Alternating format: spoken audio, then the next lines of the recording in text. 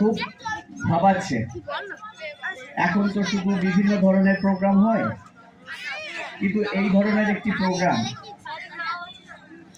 যা স্বামী বিবেকানন্দের জন্মদিনকে মাথায় রেখে ছোট ছোট শিক্ষার্থী যারা আছে তাদের মধ্যে শিক্ষা সামগ্রী বিতরণ করা, এটা একটা মহৎ উদ্যোগ।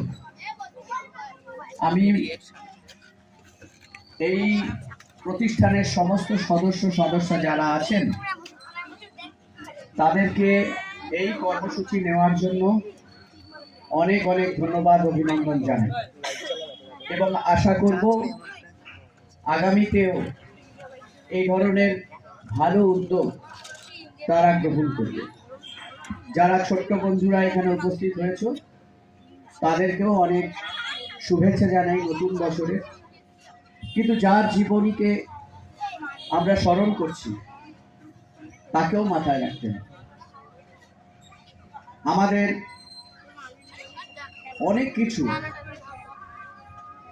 বাংলার সংস্কৃতির মধ্যে অনেক কিছু আছে, আমাদের অনেক কিছু আমরা নিজেকে তৈরি করতে পারি যদি তাদের সম্পর্কে তাদের সময় দু চার কথা আমরা বুঝতে পারি।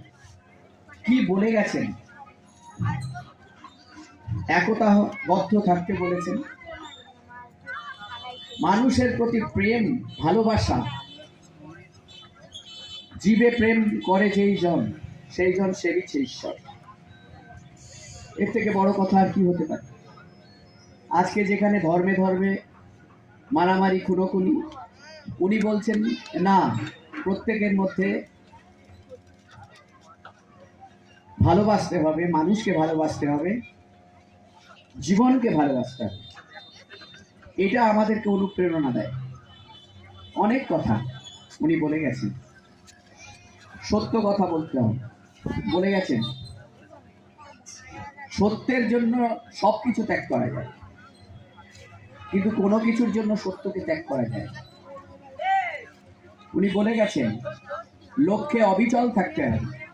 আমি যে কাজ করছি, আমি পড়াশুনো করছি, আমার সেই লক্ষ্য, আমি সেই লক্ষ্য পূরণ যতক্ষণ না হচ্ছে ততক্ষণ আমি অবিচল থাকব।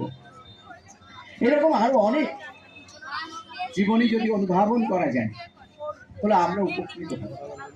ছোট যারা বন্ধুরা এখানে উপস্থিত হয়েছে, আগামী পৃথিবীটা তোমাদের, আগামী সমাজটা তোমাদের।